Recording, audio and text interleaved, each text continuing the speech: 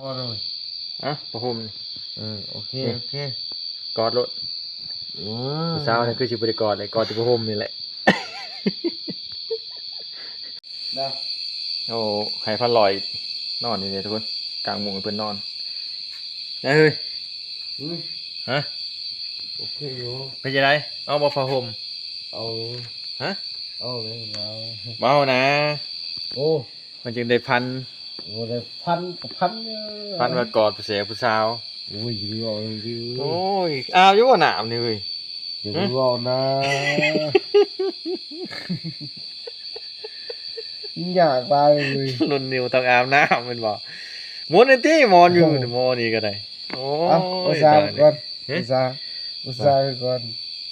มอนตึ้งพุ่นบอกว่าจะเอาผ้าห่มมาพอแล้วเยอะพอคงมีเอาแต่คงเหมือนมันชิดหนาวอยู่บ่บ่ได้อาบน้ำมันก็ร้อนแต่ว่ามีกินปลาได้มื้ออื่นกินปลาอยู่เนาะเฮ้ยก็ไปอย่างปลาคอน้อยนะอยู่รอปลาคอซ้ำปลาซ้ำพาหมอพามือเช้ากินปลาคอน้อยก็พอแล้วบ่ได้อยาก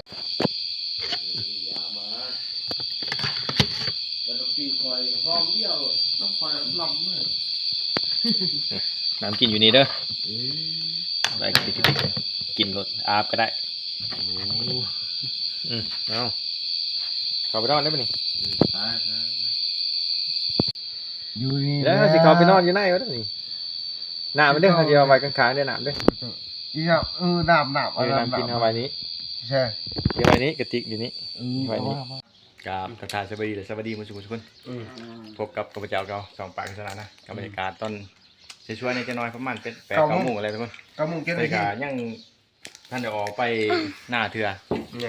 อันนี้ก็ลูกชายนะสวัสดีครับสวัสดีลูกสวัสดีเพื่อนไว้สวัสดี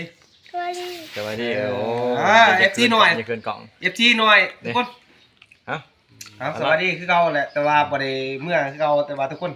งัวเป็นยองคือเก่าแต่บ่ได้อาบน้ำท่านอาบน้ำวะบ่ทันอาบน้ำกินโอเขาเลยกินแล้วแต่ว่าศาลาเพิ่นแล้วเพิ่นป้ายโฆษณาเพิ่นโทรใส่เพิ่นเลยเอามาส่งแต่ว่าส่วนเฮาแต่ออกไปใช้ดอกแต่ว่าเดี๋ยวจะไปออกไปหน้าบัดนี้มาจะน้อยกินหน้าจะน้อยเอาออกบ่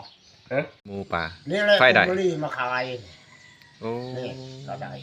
เมื่อทหารก็อาบโอ้นี่ชีนก็เป็นมัมเนี่ยเขาขายเป็นโลเขากินอยู่โลละ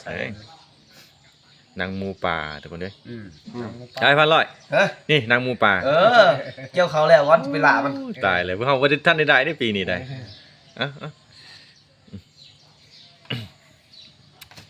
พวกอะไรก็ได้พวกหมูมอนั่นโอ้จังไผ่จีนังมันทุกคนอาหารเช้านี่แหละจีนังบัดนี่โอ้ยเอาจะมาทำสิเผาให้หมูใหม่นางหมูกับเผาอะไรได้นี่นางงัวบัดนี้เผานางงัวมาจากนางงัวนางงัวนางข่อยว่านางงัวนี่แหละมาได้ไปเผานางหมูป่าโอ้ยบ่ได้ไปแล้วบ่ไปแล้วเขาเพิ่นแล้วเขาพุ่นแล้วที่ว่าซื้อมา2 มัดนี่มัด10,000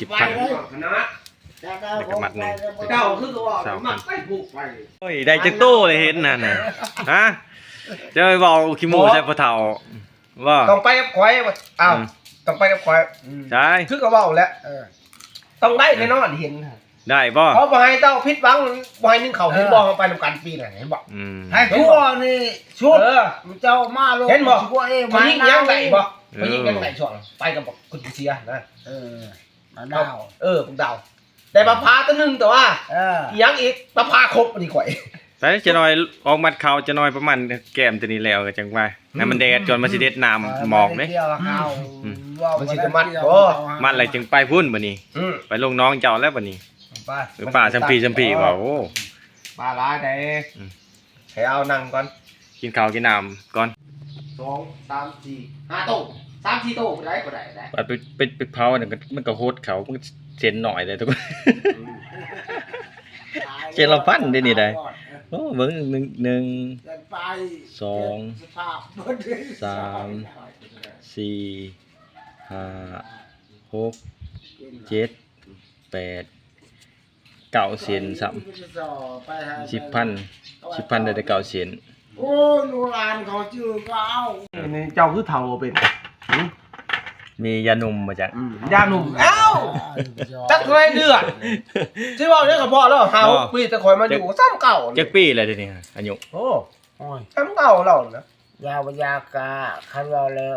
70 ปีเลย 70 บุญบ้านบางอย่างเห็นใส่เสือปอกกระซออยู่โหเต็งว่ะเก่า เอา แท้ ไปนี่ขอยังใช้พวกซอเลย เนี่ยเห็นบ่ ยาวายา อันนี้จักปีนี่จักปีเลย เอาเลยเว้ยเอาเลย โอ้ย 50ไปละ ได้บ่26 นี่บ่ อืม 38เด้อ 38 38ละ บ่เคย นี่ตกติ่งเนี่ย ท่านได้เท่าดอกนี่ 38 1988คนอื่นนี่ ป่ะ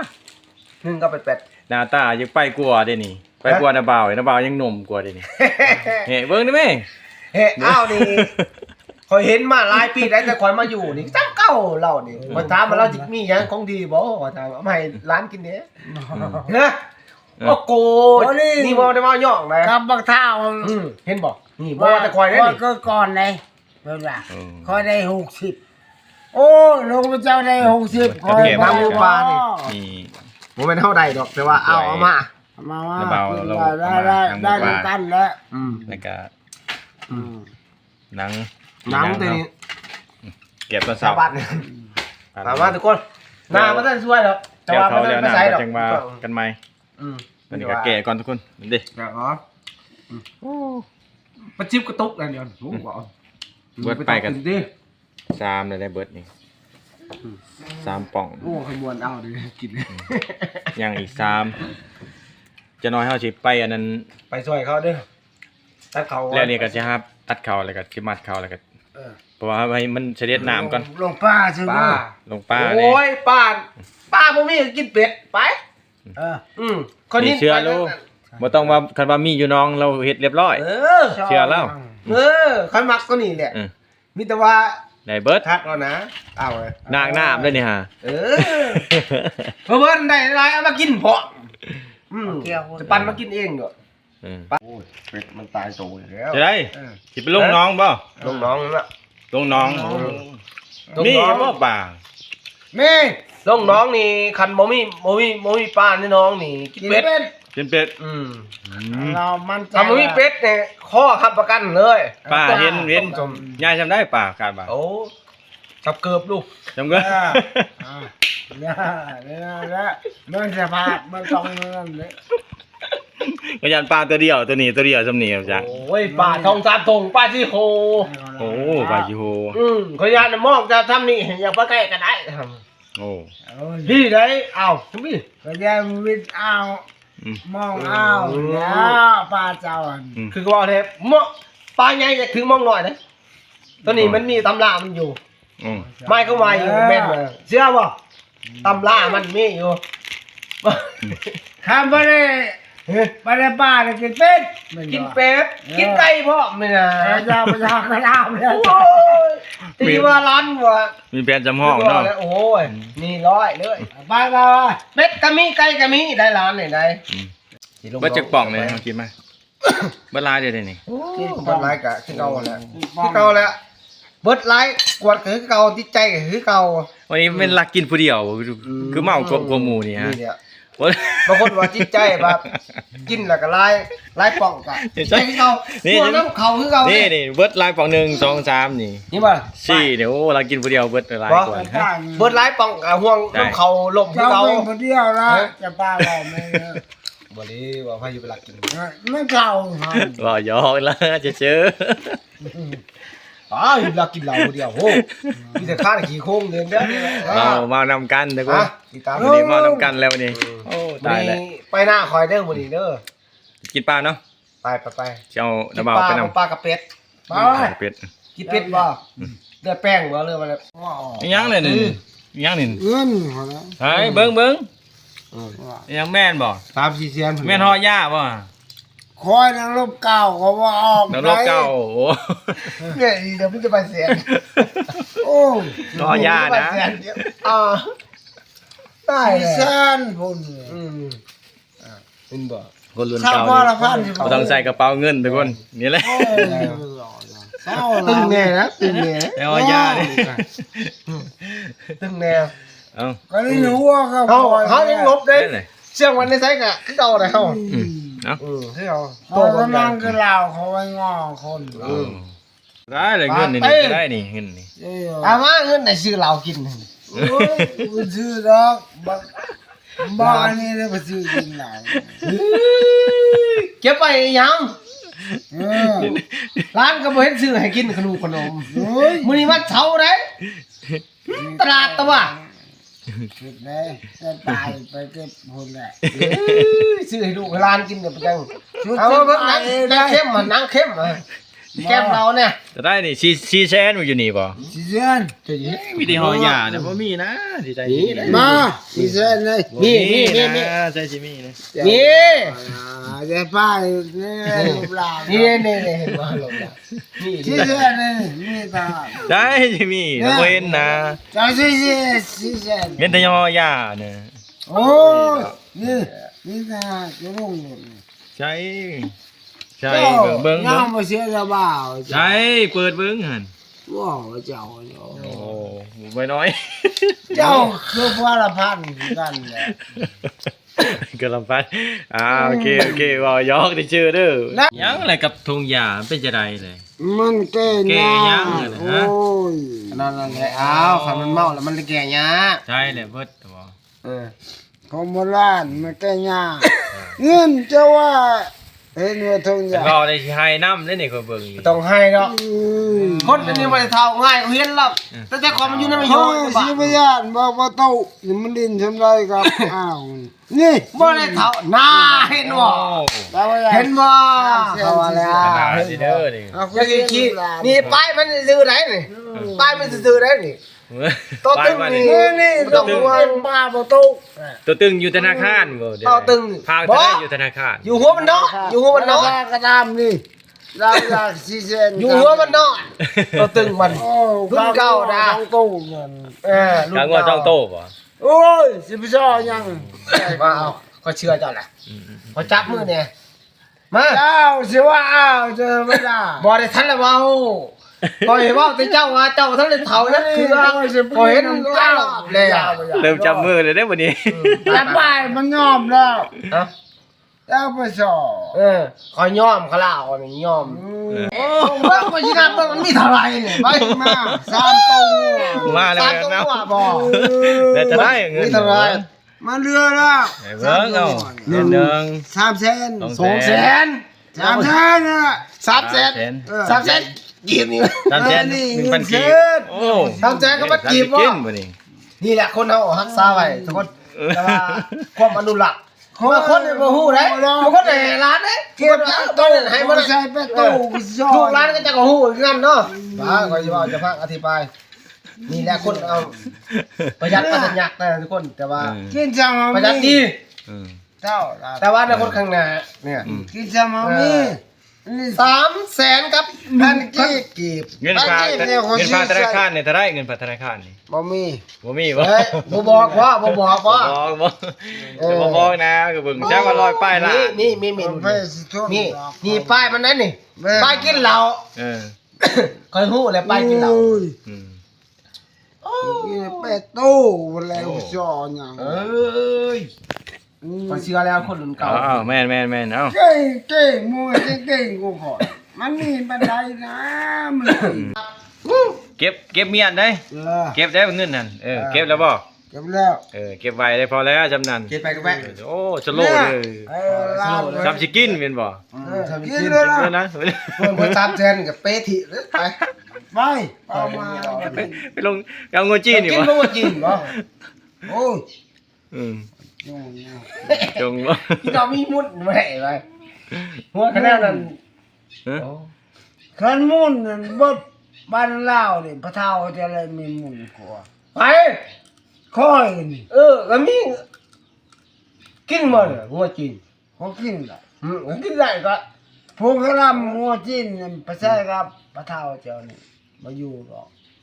พระเฒ่าเจ้ายังมีแววอยู่ พอเฒ่าได้มีบ่ ค่อยนี่เจ้าว่าจะเป็นบ่ มีแล้วได้เท่าไหร่ก็ ไป ป่ากระเป๋าเป่ายังไงข่อยมัน ให้เจ้าเก่งกูจะอัดกงขี่เจ้ามาถ่ายนี่เจ้าเก่งบ่เอา ว่า แค่เจ้าเก่งก็บ่เท่า อย่าบอกนั่นไหนตายนะอย่าไปอัดได้บอกกินน้ำกันจะไปอัดได้ใส่เลยบัดนี้ข่อยกินดอกจะจอดให้ไปขี่ใส่เลยบัด มาไปพอสิจะไม่ได้บ่พอ โอ้ยตายแล้ว เก่ เว้ ง นเลยวัน เก่ง นี้ เก่งข่อยบัดเนี่ยโอ้ยเก่งกับอันพวกเนี้ยคนเนี่ยไปยัง เก่งว่า คนตกบ่แล้วบ่เก่งกับพ้นหมดดาวเก่งกับพ้นพ้นมันตกเนี่ยอัด อย่าเป็นเว้นเลยวันนี้ โอ้ยตายยัดลูกขี่เขาไว้หัวเห็นไหม ไล่มาเบิ่งเอามุ่นนี่ไล่มามีจักมุ่นมุ่นดำนี่มุ่นดำมีจักมุ่น มุ่นยัง มุ่นดำมีจักมุ่นนี่ คอยมีเออ เออ คนเฮ็ดคนลองเขามี มี โอ้ บ่ มี คนลองมีบ่ เฮโรดก็พอ Ừ. แม่ว่ายิ่งบ่เข้าพันบ่ออกบ่ มา เรื่องอะไรไหน แต่บ่ ข่อยมีมุด มาทันเก่ง เวลาเขายิ่งนี่บ่ออกพันก็บ่เข้าอีกเวลาเขาพันให้เขาบ่เข้า สำคัญนี่ อย่าว่าหมอในเป้าพีและย่านพีนี่ปบนี่บ่ได้เด้ ยังกันนะ เอาครับอันนี้ เห็นข่าวว่าเป้าพีกันพีแต่ปบพีนี่บ่ได้เด้นั่น บ่ได้รุ่นนี้มีแท้มันรุ่น มีได้ว่ายอแล้วชื่อ รุ่นนี้มีแท้ อืม นี่เขาเว้าพะโล้เอาได้แล้ว พี่เสียก็บ่ได้ แน่ เออ เห็นบ่ข่อยฮู้แล้วว่าขึ้นคือเจ้านี่มี แต่ว่าญาติบ่ได้ว่าผีญาติบ่ บ่มี ก็บ่อยาก อือ อ๋อ ก็บ่ย่านคนอีก คนย่านบ่ ก็บ่ยา น่ะ ทำเจ้าก็บ่ยานแล้ว โอ้ยข่อยก็คือว่าเขาย่านเจ้าอีกเดี๋ยวกินเหล้าข่อยเขาย่านเนี่ย เบิดบ้านนั่นลาวนี่ไผตั้งหลักโต เอากินกัน อ๋อ นี่เหล้าอีก มีมุ่นยังแน่แน่นี่ อยู่ ถาม ไผช่วงเขาเอิ้นมา บ่จะคิดในใจก็ได้1 2 3จะนับเบิ่งเอา อ้าว คิดในใจบ่บอกก็ได้ มันมีหยังใน1 มีหยัง 2 3 4หยังนี่ หนึ่ง มีบ่ คนอยู่พูนอยู่ไผ สองข่อยนี่ อืม คนกินเหล้าคือข่อย 2หยัง สองมาคาถาอาคมที่ว่าเจ้า อบรมที่ว่าเขาได้อันมานะเปล่าไปวิจารณ์แล้วนะอี อา หย ร อ มณ์จะไรจะไร อาคมที่ว่าเป่าลูกเป่าล้านบ่หรืออีหยัง ได้ ได้บ่ ได้ ได้บ่ เพราะสิบสออย่างบ้านลาว เฮ็ดกูเฮ็ดคนได้บ่ อืม โอ้สิท่าคอย เนี่ยก็บ่ได้ท้าบ่ถาม เฮ็ ซื่อ ดเฮ็ดคือกันเนี่ย ๆ ถ้าเจ้าเฮ็ดคอยก็บ่ได้ดอก พายเสียดกับไปเฮ็ดกับบ่ได้กินเหล้านำกันแล้วบ่ ถ้าเจ้ามักตรงนั้นก็ได้ไปเฮ็ดโลดพระเฒ่าทีนี้ คอยถามซื่อๆเขาบ่ได้มักเขามักถามเจ้า ถ้าว่ามันขนาดนั้นเฮ็ดโลดเฮ็ดพระเฒ่า โอ้ยตายแล้วมันเราแล้วมันหย่อนทันนี่เลย นั่นว่า ไป คอยเป้าครูเป้าคนแต่บ่แม่นจริง ไป บ้านลาวแม่ก็เพ่งมา คอย พุ รับ ก ถือโดยอีพอโดย แล้ว โดย คำปุ้งคายคอยหวาน เออ นี่ สะเดาะนี่ได้เนาะ คอยสิประหยัดเนี่ยสิดอก จะได้มูลสะเดาะนี่เขา ปา ปั๊ม มเก่ง เขาฮู้คือกันได้เอามูล จ สะ อด เาะ ได้ก็จอด จอดก็ได้3 คอ คั ย น สิประหยัดเนี่ยจอด น่าเห็นบ่ บัดนี้ปานนั้นเบาๆมาคันเว้ามาแล้วได้เบิด เบิด ทานหมู แล้วบ่จะปะ รูปร่างคอก็บ่ไปแหละแม่น โตนี่ฟังคือเว้าแล้ว อ่า คอยก็ได้อีว้าวพายมุ่นพายจอด เออ บอดสะเดาะได้เบิด เจ้าก็ได้อีก ได้เอ้า โอ้ เฮียนฮู้ครับเนี่ยทายเนี่ย โอ้ ก็ฮู้ เจ้า บางค สิ นบ่ ว่า ฮู้ เป็นอะไรจะทำยาโอ้ยจะขึ้นพระเฒ่า เราจมน้ำมู3จบก็เด้อเฮียนจม3จอดนี่ เอ จมมู3จบ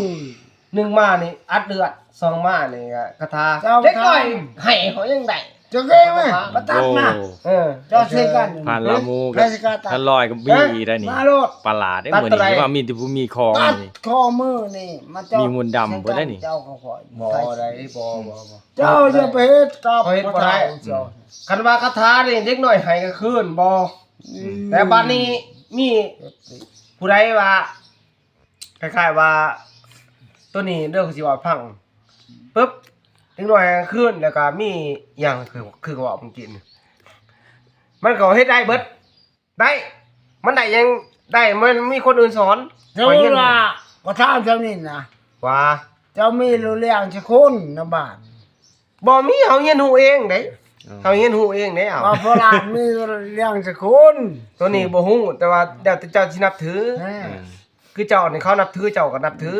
คือควายนี่เขาบ่มีทุ เจ้าก อย่าง จะมาแข่งกับข่อยโอ้ย บ่แข็งเขาบ่ได้แข็งหมายเขามว่าเขาเว้าให้เจ้าฮู้ซื่อๆเขาให้เฮาให้เจ้าฮู้ซื่อๆเขาก็มีคือกันคาถาอาคมข่อยแต่ว่าข่อยเฮียนฮู้แต่ข่อยเป่าผู้เดียว ที่ว่า บ่ได้เป่าคนอื่น นี่ห้องพระเฮากับ ได้ นี่แหละพระอาจารย์เพิ่นทุกคน ข่อยคือเว้าเลยเจ้ากับผู้หนึง เฮากันนับถือเพิ่น เป่าเล็กน้อยนี่เขาก็ยังเป่าได้เออ เป้า ไม่ใช่ยัง3จบเท่านั้นเป่าเล็กน้อย จะพ่อไปไม่ได้หน่อย เออครับคอยหู้นะ เป้ามา เขามาเว้าที่บอกอย่างเมื่อเสียบุคลิก ใครจะแข่งกับข่อยเป้ามา อ้าว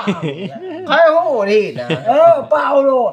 จะร่มมา บางคนบอกเป่าแบบเพ้อบางคนกับเป่าเพ้อน่ะมันมี3คาถา2คาถาเท่านั้นเป่าเล็กน้อยฮะ เออ ไป ไป เล็กน้อยนี่เป่าแบบนึงนี่เป่าเพ้อนี่มีแบบนึงบ่เพ้อไป เจ้าว่าพอได้ เออ ลูกตาลานเนี่ยสบายหาเจ้า บ่ว่าเขาบ่ได้วันนะวะเขาบ่ได้วะอ่า ขอยบ่ทันได้เฮียนไสเอ้าขอยเฮียนหู เนี่ย ขอยบ่ทันได้เฮียนไสตอนนี้ เออ เพื่อแบบใดจะเป้า โอ้ยมันเพ้อเขาต้องเพ้ออันนี้เลย เนี่ย คันที่ว่าเพ้อล่ะ โอ้ แบบนึงแบบเพ้อแบบนึงบ่แบบเพ้อ เจ้าสิไปลื่นคอย โอ้ยเจ้าแบบเพ้อเจ้าหันเขาฮู้เลยแบบเพ้อ เพิ่มแบบไรจะเพิ่ม บ่นะเขาฮู้เลยเจ้าแบบเพ้อเขาฮู้เลยแบบเพ้อเขาฮู้เลยเขาถาม เจ้าว่า บ่ เพิ่ ได้ นมาตันเจ้าได้บ่ซ้ำปะล่ะ บ่ได้เขาทันได้เฮียนเขาทันละมาเขาบ่ทันละมาตอนนี้ ก็จะ ฮู้คือกัน เจ้า ไปเขาก็หิ้วคือกันแล้วเด้อ เพิ่มแบบไร ว่าน่ะจม โอ้ยเพ้อนะ จมมาพังนี่นะเอ้ยสิจะได้ บ่ บ่ นะ แม่ จม บ่ เบิด เว้า เด้อ คันเป่าเล็กน้อยนี่ตัดให้น้อยให้นี่เขาฮู้คือกันคาถาอาคมนี่จมน้ำมู3จบจมใน3เทื่อนี่ซองมากับเป่าเล็กน้อยปั๊บนี่ อืม ก็ไปไล่อีก3ครับอีกเป่าเล็กน้อยเชื่อบ่เขาบอกจริงเด้ แต่ว่าสู้มาไป บ่ต้องเว้ามันมีคำ2คำเท่านั้นแหละมันมี2เทื่อนี่ตัวนี้เพ้อต้นมีบ่เพ้อ อืม มันมี2เทื่อนี่เชื่อบ่เชื่อล้านบ่ จะได้แบบคำเพ้อบ่หรือก็บ่เพ้อเขาถาม แต่ว่าเขาไปเจ้า บ่บ่ต้องมาหาขอก็ได้ก็เป่าได้เขาบอก เราจะมาหาบ่อยพ่อละ เล็กน้อยหั่น มันเพิ่ม เขาบอกแล้ว มันสิดีหรือบ่ดีแล้วแต่มัน เออ นะเฮาเป่าไปแบบนั้น เออ อืม คำที่ว่าสรรพสิทธิ์เฮาที่ว่าเฮานำใช้หั่น อืม มันอยู่ในหัน วาดลาน บ่ได้ยมเขาบ่ได้ยม เอา เขาบ่ฝากอีกเขาบ่ได้อธิบายให้ ไม่ ฟัง ไร ค่อยฮู้แท้ เออ คำเป่าเล็กน้อยหั่นมันมี3คำต้มน้ำ ตั มู ว สามจบนี่เป่าไปเลย ตัวเพิ่นรุ่นเก่าบ่ โอ้ยเพ้อ เอา เพ้ออีหลีต้นรุ่นเก่านี่รุ่นเล่านี่ ก็ไม่ไล่อีกเลย3คำนี่ นี่แม่นบ่อ้าวน่ะ เด้อนี่เอารุ่นใหม่อันหลายบ่ รุ่นใหม่นี่ หลายเด้อ คือกันรุ่นเดียวคล้ายๆกัน โอ้ คล้ายๆกันบ่ดีเนื้อกัน ผ่านลอยนี่บ่ธรรมดาเด้นี่ คอยเว้าจริงเลย ดำได้นี่ได้ คือเว้าจริงเด้คำเป่าเล็กน้อยคำเพ้อเขาแบบเขาเพ้อก่อน เพิ่มแบบ เขาเพิ่มก่อน แหละ เขาเพ้อก่อน ก่อนสิว่าจะพัง เพ้อ เขาเพ้อก่อนเล็กน้อยเพ้อเล็กน้อย เพิ่ม จังเขามาเป่า เออ จ้าก่อนสิว่าจะพัง เออ ขอบ่ทันได้เป่าไฟนี่ขอเฮียนฮู้ซื่อๆนี่ อืม ขอบ่ทันได้แปลว่าอธิบายไปตรงๆจริง อืม หันคือคำเจ้านี่รุ่นเก่าเด้อรุ่นเก่านี่รุ่นเก่าเพ้อ อ๋อ เพ้อแต่ว่าดี อืม แต่ก็บ่ได้ประมาทขอยได้เบิดทุกอย่างข่อยจะเชื่อบ่คือข่อยอ้าว บ่ธรรมดาได้นี่ได้ จะให้ก่อนตัว เอ เพิ่ อ มตัวเก่าตัวเฮ็ด จุ่มน้ำมู3จุบแล้วก็มาเพ้อตัวไหนก่อน อืม ไปแต่ว่ามันได้ผลบ่หรือบ่ได้ผลก็แต่สิว่าพังเบิ่งเล็กน้อยเขาให้หรือบ่ เจ้าเป้าแล้วหน่อย เอ้ยขอยอันคือว่ามีไผสอนขอยเรียนรู้เอง เออ แต่ขอยบ่ทันได้ต้องปฏิบัติตัวจริง เอาว่าเนี่ยเจ้าชู้คอยเอา ไผมีชูเจ้าตัวจริงขอย ตัวหลัก อัดไว้ ตัว เด้อ เต็มเก่า เอา เราสู้พ่อยเอา เออ ตังเบิ้งตัวได้มัน ของพัทลุง ตัวได้มันเพิ่ลงกับเอา เวน คอยได้คอยได้ อัดสำนักจัน อ๋อ ชอบเรานี่นะ ซอก็ซอก็เจ้าก็จะหูดอกไป เจ้าก็เฮียนหูคือกันว่าง่ายว่าพอบอกว่าคือจันนี่เขาบ่ติเจ้าว่าปั๊บแต่ป้ายว่าเจ้าหูบ่ตะกอตะขอเขาบ่ปะเจ้าหูบ่โตภาษาหมายความว่าปึ๊บคือบ่ปะ ตาม เจ้าหูบ่ แต่อัดสำนัก เออขอยสิบอกให้ฟังเจ้าหูว่าเจ้าหู ไปโหลด เจ้าหูต้องซื้อบ่เผื่อเขาก็สิว่าเขาก็ฮู้คือกันเขาอัดไปคือกันว่าเขาก็ฮู้คือกันแต่จะฮู้ว่าแนวใดเนี่ยมันมีอยู่หั่นแหล้วไผสิบอกกันเนาะว่าง่ายว่าขอโทษหลายๆไผสิมาแก้ชงกันเบิ่งไปแต่สิแก้พงให้เบิ่งบ่ เจ้าเที่ยงเรื่องก็อ้ายเจ้าเขาอ้าวเจ้า คอยรุ่นน้องโดย ใช้เดียวได้นี่ใด โดย ได้มาจากใช้มาจากนี่คือกัน คอยดื้อเบิดนะคอยพ่อ เจ้า แม่เขา สู้ บ่ได้สอ กัน บคอยสมมุติว่าเดี๋ยวนี้ บ่ได้สู้บ่ได้สู้หมายเขามว่าคอยเห็นหูคอยแต่ถามคอยปากกับเจ้าเขาบ่ได้สู้เอา โอ้ย บ่ คิ ได้ ด สู้ ดีเดี๋ยวมันใส่คลองกันก็ตายเลยเว้ย โอ้ยเอามาโลดคองหั่นเอามาสิสูบนี่อุ้ย เจ้า อย่าชูบเขาบ่ได้ว่าเห็น เว หู ลากระยาน มันเสียยาคอยเลยเจ้าตัวนี้อะ แต่ว่า อย่าชุบ จริงนี่ อย่าชุบ เรื่องคาถามุนทองบุญดำนี้เขาสิบ่เว้าบ่ เว้าคือความบันเทิง จมมือจมเหมือนกัน บ่ฮู้ดอก เอา เจ้าก็ คอยบ่ฮู้ เจ้าเยอะรูปร่างแล้ว คอยบ่ฮู้ เชื่อมันยังนะ อาสำนัก จมเบิ่ง จง เอา กับเพ้อเอ้ยเหรอ จมกับเพื่ออยู่แล้ว ที่ชมก่อนอ่ะ บ่จมเว้ย เจ้าชื่นนะ เอามาอย่าสู้ เจ้าเชื่อว่ากับคอย คอยเชื่อแล้วเออ คอยนี่กระทาสุขุม มาเท่าไหร่นี่ฮะ กระทามุนเด้อ ปลาก ห ระ ลา ทามุน แหน่ กระทาเด้อกงเลย ทุกอย่างไอ้ มาใส่ ฮาลอ ฮาลอ สำนักกาคอยสิพี่น้องมันยัง โดยพอ เอาแล้ว คอยกระ เอา ทา แล้ว สุขุ เอาจาก ม เอานิดนึงขึ้นตะบิดก็ได้นะ ก่อนก่อน มันสิคือกันมันขึ้นตะบิดเอาตัวขึ้นตะบิดในไรมันขึ้น แต่ได้จะจมมา เอาขึ้นตะบิดตัวเดียวพ่อ บ่จุ่มนะ โอ้ บ่จุ่ม โอ้ของบรินของ เอาตัวเดียวเอาแล้วเอาตัวเดียวก่อนเอาตัวหนึ่ง คันนี้ของนี่ของกระทาสุขุมตัวเมตุผู ตัวใด ตัว ข มา องกระทาสุขุมตัวเลยเนี่ยเทละแต่ละจำลองมันเต้นลอยหัวไปมาอาปะทุกทีจักรวาลซื้อบ่ผู้สิกินฮะ ก็ยืนกลับไปกลับมาไปดิ เขายอมเลยกินโลแล้ว ท่ายังมึงอย่านี่ ได้ จมมึงอยากให้ท่ายัง น่ะชนี ชนี่เนื้อ น่ะชนีเนี่ยชนีเนี่ยภาษาเลย เอาตัวนี้โยมมึงนะมา เขาว่าสิปลูกมีนเนาะเพ อ้าว ประเภทโมขามังสังฆคำสิเป็นให้ลินเสมาคนเด้อ เดี๋ยว สิเป็นหน้าลินมาสู้คนเด้อ โดย น่ะ โดย น่ะ โอ้ เขาเรียกกับภาษาโอ้ยสิพยานงานซ้ำประวัติโอ้ย โอ้ สิไปบอกเขาเรื่องเขาตีเขากินเราแต่เฮาสิไปบอกเรื่องเขาบ่ได้ โอ้ เด้ หาคอยบเล่นดอกเล่นเพล มาเขาเฮากินแต่เฮานี่บ่ โอ้ยสิพยานยัง บ่ย่านก็เฮาอยู่แต่เฮาที่ผิดเขาเด้ผิดเขาได้เอาผิดเขา คือกันกับมหาเจ้าหนายเขาหันสิเก่งของประวัติแหละ ผิดเขาได้เฮากินแต่เฮานี่บ่เรื่อง เขาบ่ใช่ใช้ทำภาษาบ้านเฮา ลองหน้าเลยบ่ แพงหัก โอ้ แพงไว้ ไปให้ จับมือ เบา ลูกหลาน ออกหน้าก่อน ดูดีมีแห้ง ออกได้อยู่ติได้ป่ะ ได้จ้ะ ได้เลยก็ นั่ง เดี๋ยว ปาก ตรงนี้เลย เนาะ เดี๋ยวหัวดกับอันนี้ อย่าลืมหัวดิ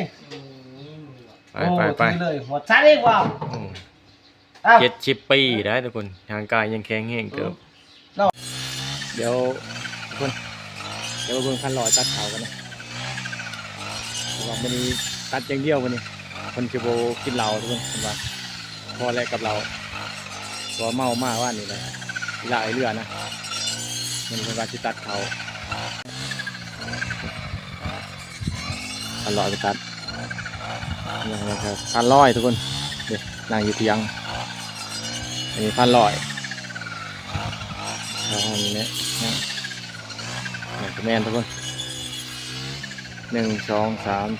4 5 6 7 7หลองแถวกลางยัง2 แค่นี้ยัง1 2 3 4 5ลอง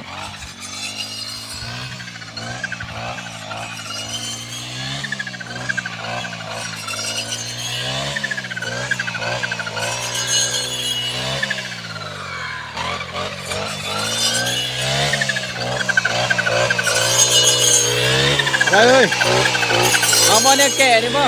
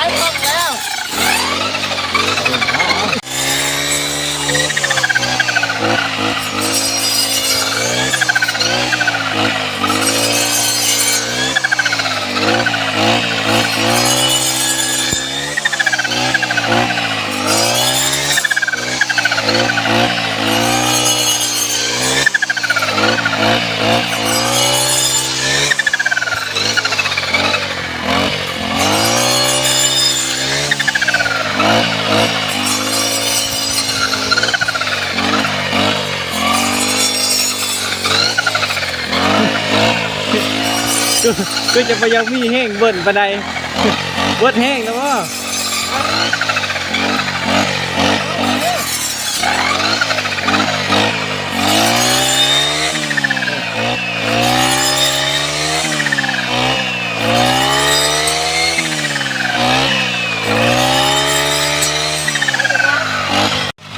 เอาตัดนี่เสียงกันทุกคนนี่นะเราต้องคิดเบิ่งก่อนนะตัดนี่เฮาแล้วสิมาตัดนี่ให้ลุ่มนี่ก็มันจะถึงหมากวันนี้นี่นะเราต้องตัดถามว่าตัดนี่เปลี่ยนกบไปทั้งคนเลยทุกคนมีพันหลอดเป็นตัดนี่ก็เสียงถึงหมากนะเดี๋ยวเราจะตัดเที่ยงทีนะคืนทีนะให้น้ำพ่นเลยทุกคนเอ้ยพูดมาทางพุ่นอีกเลยพยามาทางพี่นี่มาทางพุ่นเขากับคนมันท่านได้ขึ้นคนขึ้นมันท่านได้เบิดซ้ำมันเป็นตาแหลวจะบ่มันนี่มันจะแหลวเราหายเดียวนี่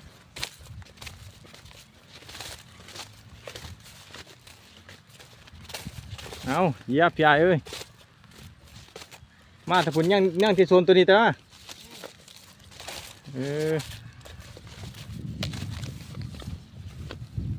เป็นตะแล้วเดี๋ยวเขาก็ฆ่ามึงเช้านี่บริเฮ็ดซอยเพื่อนซ้ำเว้นฆ่ายังดอก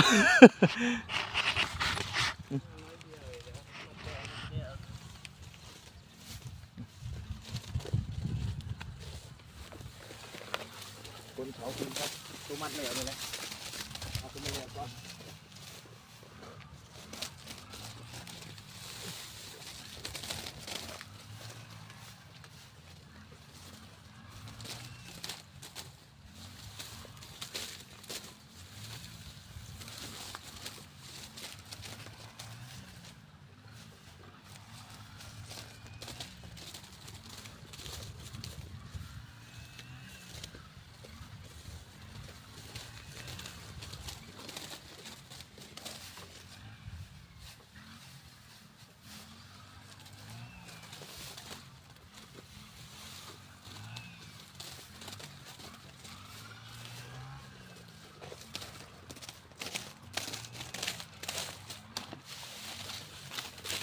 พ้นกับพ่อพ้น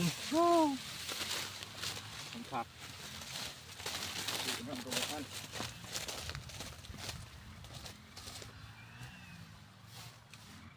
ส่วนที่เหลือเขตนั้นเขตนี่กกค้ามาผีทุกคนนี่เจนี่นะนี่ให้สำหรับให้ใหญ่ยั่งนี่ทีนี้เขาจะคนขึ้นคือจิกะการบริสิทันทุกคนขาดว่านะส่วนพันลอยตัดอยู่ทึ่งมีพี่อายเพิ่นมาถาแต่เช้าพุ่นเลยสลากับสลาโอ้ยจิคนขึ้นรถก่อนเบิด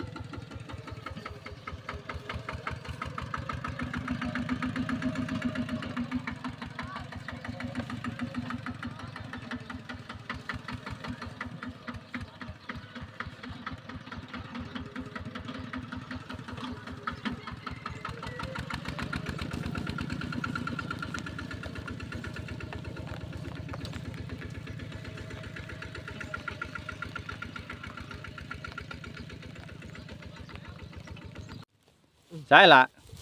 ใช่ถั่วเจียวโอ้สลาก้อยหายป่ะนี่ทุกคนกินสมได้ป่ะเนี่ยฮะ จาเนาะจาเนาะ จันเนาะนี่มะขามเฮา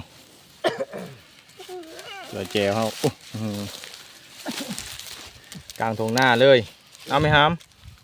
คุยบักไปนี่เอานี่นะ เพิ่นก็แย่ง เอามาเบิ่ง โอ้โจกวัดทงก่อน อืม กินละแทกบ่โจมามา กินสม มา กั สิ น งจัดการยั่ว ใช่ปากกาเงี้ย ๆเฮ้ย เอาอยู่นี่เลยป่ะดึงอยู่นี่แหละ เอาอยู่ข้างเลยก็ได้อยู่เอาดึงกันในกดโอ้ไปว่าทุกคนเปิดน้ำมันกินขมกันน้อยสิงยั่ว กินสมกินขาววะ บ่เลยกินแต่มื้อเช้าก็กินนี่นั่งหมู่บ่าบ่เห็นบ่โอ้กินบนกบนี่ ธรรมดาเนาะ นี่ก็ ก็ได้2-3ตัวในบ้านหมู นี่เขาได้ดอก ขายต้องมาขายเอาไม่ได้ไปใช้มาทุกคนกินปลาแดกกับนี่แหละมะขามนั่นแหละหมูไปกินน้ำข้าวดอก สิไปแดกกับปลากระเตา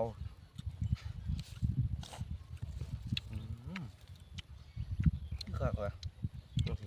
ใช่บ่หลายเด้อ นะครับ นั่นครับเดี๋ยวกัน กินในพังพอสิบ่า ไปเจออีก มาตดใส่พอได้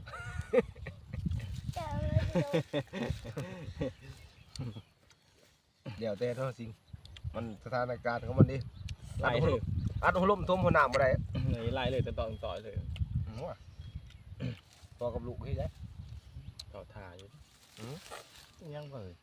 โอ้ห้อยขั้นบ่ กินเลยนะถ้ามันขั้นอยู่ท้องมันขั้นอยู่ท้องแหละ นี่ท่านกับว่านี่ท่านกับว่า ว่า เรา ไปเลย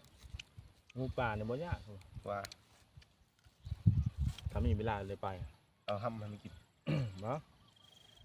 มาตัวแง่นี่ท่าบันไดมันกุมัน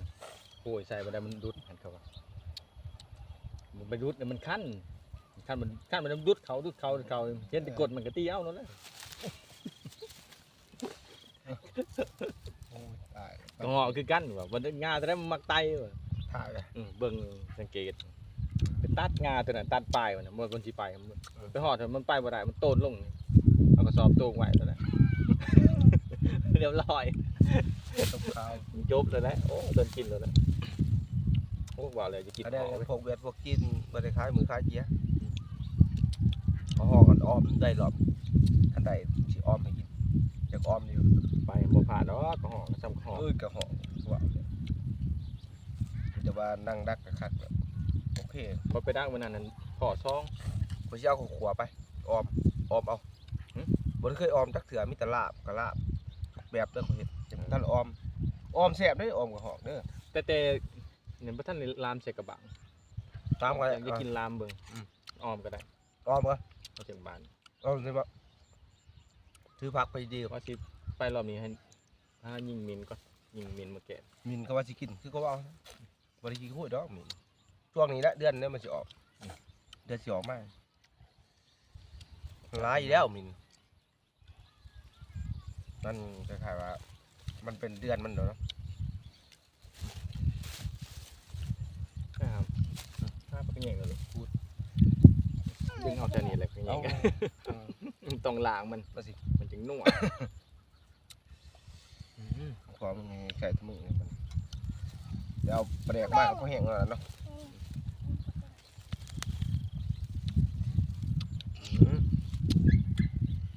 ครับ ขอทาอยู่ด้วย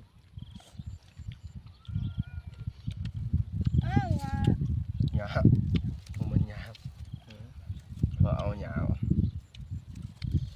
คักจริงเขาหอกอ้อมเด้อไปหลอมคิดว่าจากอ้อมเลยคิดคือสิเสียบนะเนาะอ้อมข้อสุดยอดอ้อมข้อแล้วก็ต้มมันก็บ่แซ่บไปได้ดอกอ้อมนะ ยาถ่ายบางหมอหิดยังถ่ายบ่ได้มีแต่กินเรื่องลายสองตีเรื่องลายเลยถ่ายนิดนึงก็บ่ได้มีแต่ถ่ายตอนกินอย่างเดียวต้องพัก พันใหม่ซื้อบ่ได้เด้เฮ็ดปุ๊บๆเนื้อ โอ้แอนจกขา ก็โพดดอจริงว่าโอ้ยก็ในนี้เจ้านี่ จ้องกันเนาะ ของคนอื่นน่ะได้ เข่งขัดแล้วมันสิไปเกี่ยวหยัง มีไผเหี่ยวสิ บ่มีดอกบ้าเว้าเรื่องมันมีไผเกี่ยวบ่เกี่ยวกันติพันใหม่สิเนาะแกะยังบ่ติดอย่างคณะตัวนี้มันก็สิว่าเจ้าอบข่อยยังคิดว่ามีความแก้ไขกันเนาะมันไผเป็นผู้ดูแลช่องYouTube นี่ช่องมันน่ะผู้เบิ่ง YouTube เฮานะตัวหลักมันอิหยังโอ้ เอาเลยว่า อิหยังตัวนอนนี่ แม่นกระเดิบ โอ้ยมาหลอนมันอยู่กระดึบในท้องมา คุยเอาบ่ได้เบิ่งตายเลยห้ามเอ้ยมันก็แซ่บแล้วเบิ่งสิยำเลย มาเนื้อท้องครับเข้าสิ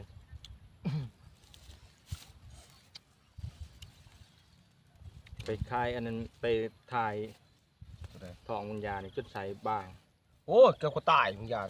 ก็กินยังบ่ได้เลย2วิญญาณ เจ้าบ่ทันได้เห็นติเกือบก็ตายเขาโทษ โล เล เค ย ชั่นบ่ได้บ่นี่ไปแถวมนุษย์เท่านั้นไป ปะเกลือไปว่าจริงปะเกลือตำปะเกลือกินโอ้ยออกเบิดแม่พญานออกเบิดก็กินแต่แนวดิบๆบ้านนี้มันอันดับแรกมันนี่ขอโทษหลายๆนำเจ้าแล้วพยาบาลใช่ไหมโอ้ดื้อโยบลงบ่ได้แบบมันชุบลงเลยคล้ายๆว่ากินเนื้อมันลูกกระปาบเฮามันก็บ่อยากแห้ง จะไปกินบัดมันสุกแห้งเด้ กินบาทเดียวเต็มถ้วยนี่ค่อย ก้อยกับยัง ๆตั้มซื่อๆตั้มป่นน้ำปลาเกลือเฮานี่ปลาเกลือน้ำนี่ตัวให้ตะเบิ่งนั่นแหละ กินเอา สดกินแล้วนะคืนแล้วนะบางครั้งว่ามันตายแล้วนะแม่พญานคนมันบ่ตายแต่มันแม่พญานตายคือกันบัดคนที่มันสิเอาได้ทิศหนึงพู้เพื่อสิพื้นโตได้โอ้ตายเลยแม่ก็สิตัวคันว่ายาตู้เขาขายหั่นมันคล้ายๆว่ามันอันนั้นสิซื้อมันคล้ายๆว่ามันอันนั้นยาตัวนี้โหมันแห้งยาตัวปรุงเลยอะโอ้โหหนักอะไรกินแตัวดิบก่อนเขายังลบได้กินปลาดิบเดี๋ยวนี้มันคล้ายๆว่ามันจะยูโตเนื้อ อย่าหลบเรียเรียบ โอ้คัก เมื่อทาอยู่เที่ยงไปแล้ว ประมาณ3:00 น 3:00 นเฮาสิไปหา คัน เรา ว่า สิมัดได้สลามัดอยู่ลุมไปเลยกับพี่อ้ายนะหลังจากเฮาตัดแล้วเฮาสิประมาณ3:00 นสิไปหาลงป่าไว้เด้อป่าเจ้ามีแต่ซ้ำนี่เด้ ได้ โอเคบ่ล่ะมื้อนี้ เจ้าเขาไปซื้อน้ำมันทาโลด โอเคบ่มื้อนี้ โอเคไปซื้อน้ำมัน บ่ได้โดนดอกประมาณชั่วโมงหนึงก็ได้โอเคนะ แต่ว่าเฮาตัดนะ ฮะ ได้ไปฮอดบ่มื้อนี้ อ๋อ สิฮอดบ่คิดว่า หรือจะสิตัดทาบ่ เอ๊ะ ตัดแล้วก็ไปนำกันบ่จะได้ บ่แล้วก็จะไปก่อนไปนำหลังก็ได้ ได้ติเฮาสิเกี่ยมเครื่อง เกียมทาก็ได้ก็สิ ป้ามองไปนำได้เฮ้ยบ่ เฮาสิไปเอาหม้อนำ สิได้บ่ล่ะมองนี่มอง2บ่ได้มอง3โลด มองซี่อีก มอง3มอง4มอง โอ้สิมีบ่เบิ่งก่อน มีป้า อืม สิได้ไปบ่เลยมันก็ถามมัน จะได้ก็ไป กันไปก็ ก็ไปตอนที่ก็ค่ำๆค่อยไป คำจบเลย ขอให้เอาจักไปไว้แล้วก็จะตัดมือใหม่ ได้เนาะโอเคเด้อว่าล่ะ ว่าจะแบกบ่ได้ตินี่ขนาดครับก็ยังสิบ่รอดเลยก็เบิ่งนี่ โอเคเนาะ ไป ไป อำลาจะมีแหละ โอเคขอบใจ